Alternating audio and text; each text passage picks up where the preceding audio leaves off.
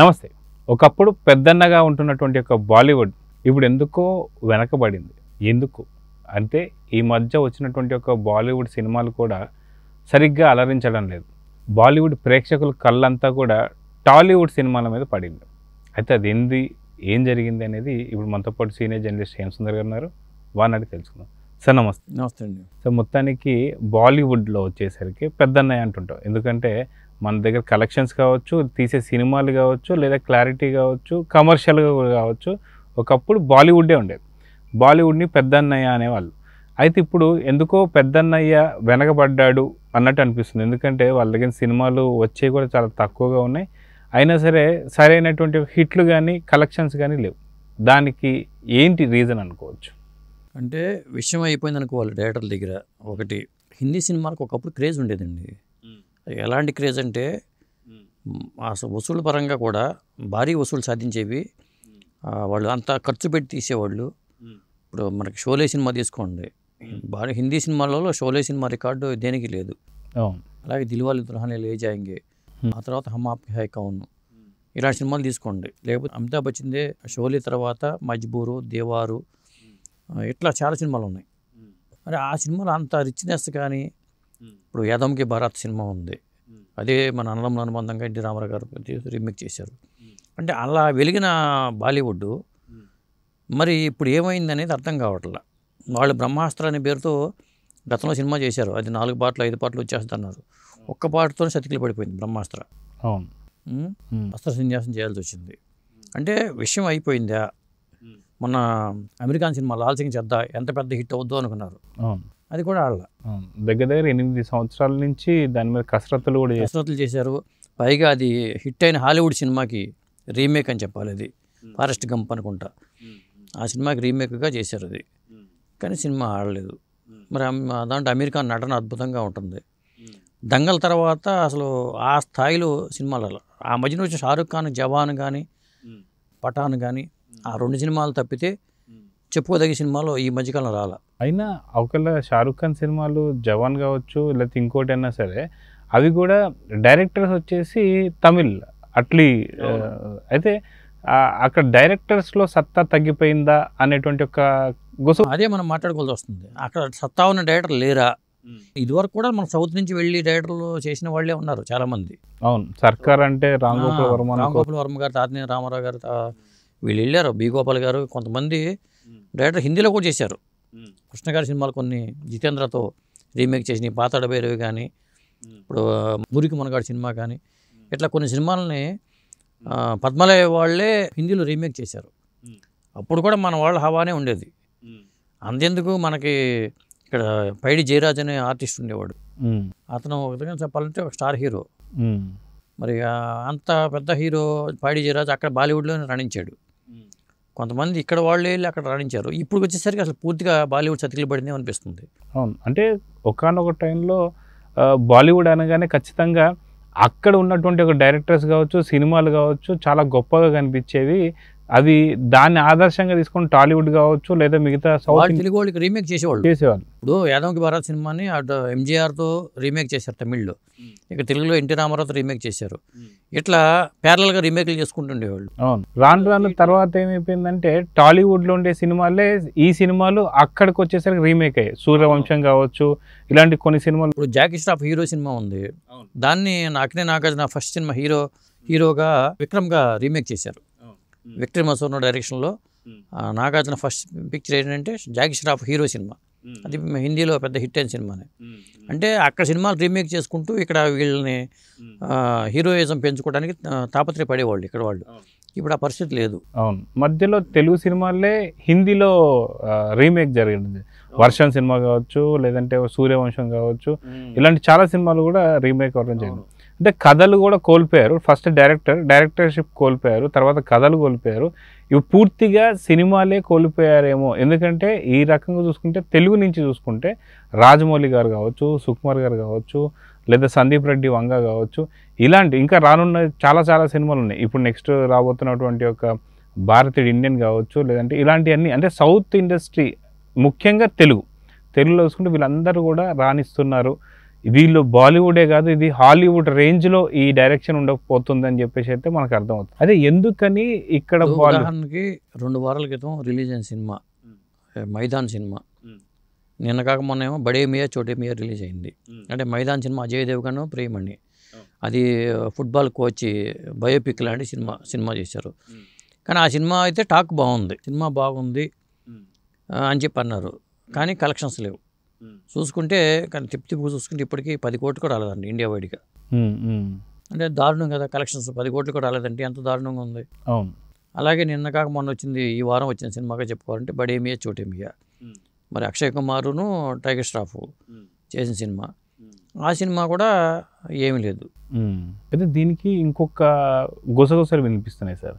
అవేంటి అంటే బాలీవుడ్లో చాలా రాజకీయాలు జరుగుతున్న వల్ల వాళ్ళ మీద కొంత అసహ్యం కలిగింది జనం. రాజకీయాలు అంటాం కాకుండా సౌత్ వాళ్ళు హిట్లు కొట్టడం మీద వాళ్ళు ఫోకస్ పెట్టారు, కానీ మనం హిట్ కొట్టాలనే కసి వాళ్ళలో లేదు.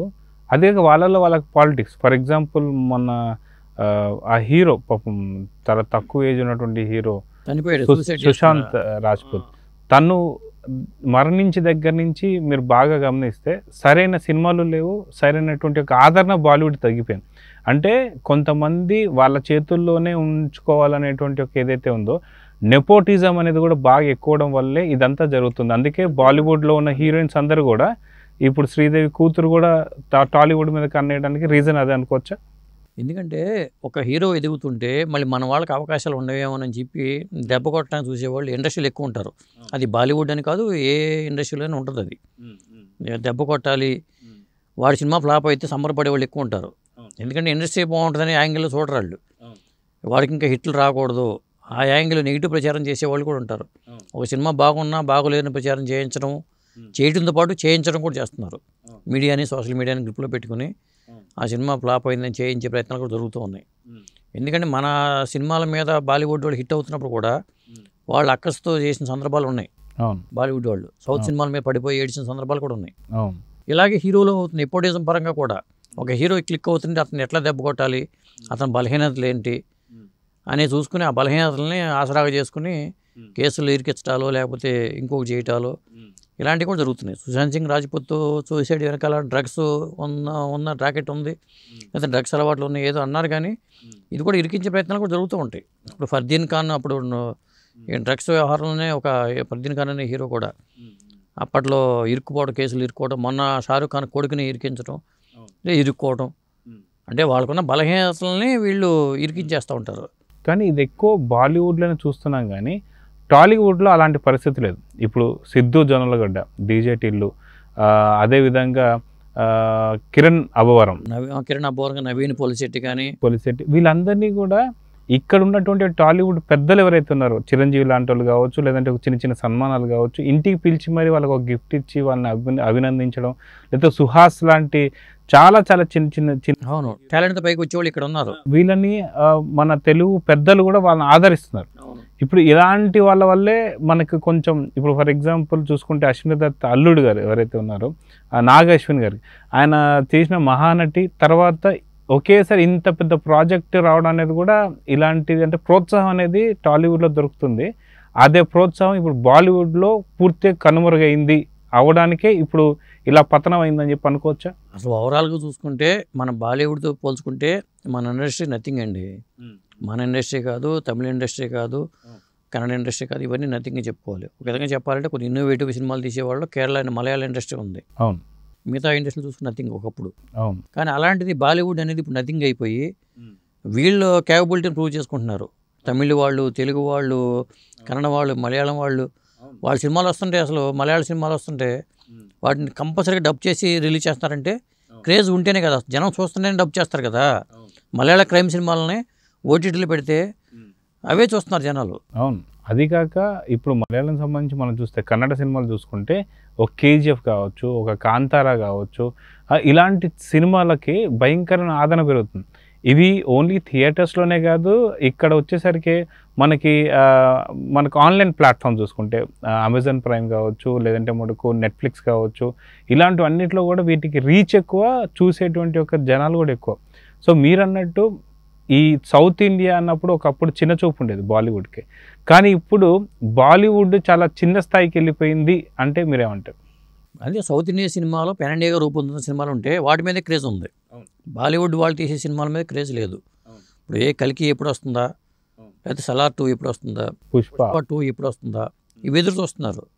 ఈ పరిస్థితి వచ్చేసింది బాలీవుడ్లో. ఎందుకంటే ఆ సినిమాలు ఇప్పుడు ఇదివరకు సల్లుబాయ్ సినిమాలు వస్తే క్రేజ్ ఉండేది, ఇప్పుడు అది కూడా కనపట్లా. ఏ షారూఖ్ ఖాన్ ఒక్కడే కనపడుతున్నాడు మనకు చూస్తుంటే. హిట్లు వస్తున్న హీరోగా చెప్పాలంటే షారూఖ్ ఖాన్ ఒకటే కనపడుతున్నాడు తప్పితే అమీర్ ఖాన్ కూడా మార్కెట్ అంతగా ఉన్నట్టు అనిపించట్లా. హృతిక్ రోషన్ కూడా సరిగ్గా, హృతిక్ రోషన్ కూడా అదే పరిస్థితి. వార్ 2 వస్తుంది, దాంట్లో కూడా ఎందుకంటే మన సౌత్ ఇండియన్ హీరో ఎన్టీఆర్ని పెట్టుకున్నారు. దాంట్లో నెగిటివ్ షేడ్ ఉన్న పాత్రకి విలన్ పాత్ర అంటున్నారు, మన జూనియర్ ఎన్టీఆర్ని పెట్టారు వార్ 2. అయినా సరే మొన్న మధ్యన వచ్చిన హృతిక్ రోషన్ సినిమా కూడా ఆడలే పెద్దగా. ఇట్లా ఏ సినిమాలు ఆడట్లేదు. సో మొత్తానికి యాజ్ ఎ ఎవరైనా సరే కో స్టార్ కూడా మళ్ళీ వాళ్ళు టాలీవుడ్ నుంచి ఉన్నటువంటి హీరోనే తీసుకోవడం అనేది చూస్తున్నాం. అందుకనే రాబోయే సినిమాలన్నీ కూడా పాన్ ఇండియా పెట్టుకుని ఇక తెలుగు అటు హిందీ ఇట్లా 5 భాషల్లో పెట్టుకుని చేయటమే కరెక్ట్ అనిపిస్తుందండి. అది చేసుకుని, ఎందుకంటే సత్తా ఉన్న డైరెక్టర్లు కూడా వాళ్ళకి అవకాశాలు వచ్చినట్టే. ఇక బాలీవుడ్ డైరెక్టర్ కానీ చెప్పుకోవాలి. మన రాజమౌళిని కూడా ఒక బాలీవుడ్ డైరెక్టర్ కోవలో వేసుకోవాల్సిందే. లేదా అక్కడ వాళ్ళు హిట్లు ఇచ్చినా అలాగే భావించాలి మనం. కాబట్టి ఆ టైప్లో అక్కడ ఉన్న సత్తా ఉన్న వాళ్ళు ఎవరు కనపట్టలేదు మనకి డైరెక్టర్ల పరంగా చూసుకుంటే. హీరోలు ఉన్నారు, అక్కడ ఉన్నారు, కానీ హిట్లు డైరెక్టర్లో సత్తా ఉంటే హిట్ వస్తుంది. కానీ బాలీవుడ్లో ఒకప్పుడు ఉన్నటువంటి హీరోలే ఇప్పుడు టాలీవుడ్లో విలన్ల కింద మారుతున్నారు. సో అదేవిధంగా బాలీవుడ్లో బాబీ డియోల్ కానీ, సంజయ్ దత్ కానీ, రాంపాల్ కావచ్చు, ఇలాంటి వాళ్ళందరూ కూడా అదేవిధంగా ఇప్పుడు వాళ్ళ మార్కెట్ కూడా కొంత బేస్ పెంచుకోవాలి అంటే మనకు 100% ఇప్పుడు హృతిక్ రోషన్ సినిమాలో జూనియర్ ఎన్టీఆర్ అయితే ఎలాగా ఒక నెగిటివ్ షేడ్ వేస్తున్నాడో వాళ్ళకున్నటువంటి ఒక బేస్ కూడా పెంచుకోవడానికి ఈ ప్రయత్నాలు చేస్తున్నారని చెప్పి అనుకోవచ్చు. సో మొత్తానికి చూసుకుంటే బాలీవుడ్ ఎక్కడో కొంచెం వెనకబడింది అని చెప్పేసి అంటే మీరేమంటారు? వెనకబడిందంటే ప్రూవ్ చేసుకోవాలండి వాళ్ళు. మళ్ళీ అమెరికాన్ దంగల్లాగా మళ్ళీ ఒక మంచి సబ్జెక్ట్తో చేసుకుంటే, అమెరికాన్లో సత్తావరణ నటుడు, మంచి నటుడు చేయట్లా. ఆయన అమెరికా లాంటి వ్యక్తిని ఇప్పుడు మనోళ్ళు రాజమౌళి మహేష్ బాబు సినిమాలో విలన్గా అడిగారని చెప్పి టాక్ అయితే వస్తుంది. ఇట్లా కొన్ని సినిమాల్లో కూడా ఇక వాళ్ళు యాక్సెప్ట్ చేసే పరిస్థితి వచ్చేసింది. వాళ్ళకి హిట్లు అయినప్పుడు ఏం చేస్తారు, తప్పదు. నేను హీరో పాత్రలే చేస్తాను, నేను ఇలా నెగిటివ్ షేడ్ ఉన్న పాత్రలు చేయాలంటే కష్టం కదా. ఇప్పుడు జగద్బాబు అలాగే అనుకుంటే మన మంచి విలన్ దొరికేవాడు కాదుగా. నేను హీరో పాత్రలే చేస్తానంటే జగద్బాబు గారు ఎక్కడో ఉండేవాళ్ళు ఆయన, ఎందుకంటే సినిమాలు కూడా వచ్చాయి కాదు. శ్రీకాంత్ గారు కావచ్చు, శ్రీకాంత్ గారు చేశారు కదా నెగిటివ్ షేడ్ ఉన్న పాత్రలు. బోయపాటి సినిమాలో రాజశేఖర్, హీరో రాజశేఖర్ కూడా నాకు విలన్ పాత్ర వస్తే చేస్తాననే పరిస్థితి వచ్చేసింది. మంచి డైరెక్టర్ల చేతిలో బోయపాటిగా డైరెక్ట్ చేస్తే నేను విలన్ పాత్రలు చేస్తాను అనే పరిస్థితి చాలామంది హీరోలకు వచ్చింది. అలా చేయడం వల్ల విలన్ పాత్ర వల్ల మంచి పేరు ప్రఖ్యాతులు వస్తాయండి. నటుడిగా తను ప్రూవ్ చేసుకోవడానికి నెగిటివ్ షేడ్ ఉన్న పాత్రలు చాలా హెల్ప్ అవుతాయి. ఎందుకంటే బాలీవుడ్లో ఇప్పుడు అమెరికాన్ చేయాలనుకుంటాం, కానీ సంజయ్ దత్కి మంచి పేరే వచ్చింది కదా మన కేజీఎఫ్లో చేయడం వల్ల. మరి చాలా సినిమాల్లో సంజయ్ దత్ ఉన్నాడుగా, మన విజయ్ సినిమాలో లియోలో కూడా సంజయ్ దత్ ఉన్నాడుగా. కాబట్టి హీరోనా విలనా అని మనం చూసుకోకుండా అక్కడ అవకాశం వస్తే అక్కడ సినిమాలు చేసుకోవడం బెటర్ అండి. అంటే సినిమా కథ హీరోగా భావించుకుని సినిమాలు చేయాలి తప్పితే నేనే హీరో అనుకుంటే పొరపాటు. అది దానివల్లే కొంత వాళ్ళు వెనకబడిపోతున్నారో అనిపిస్తుంది.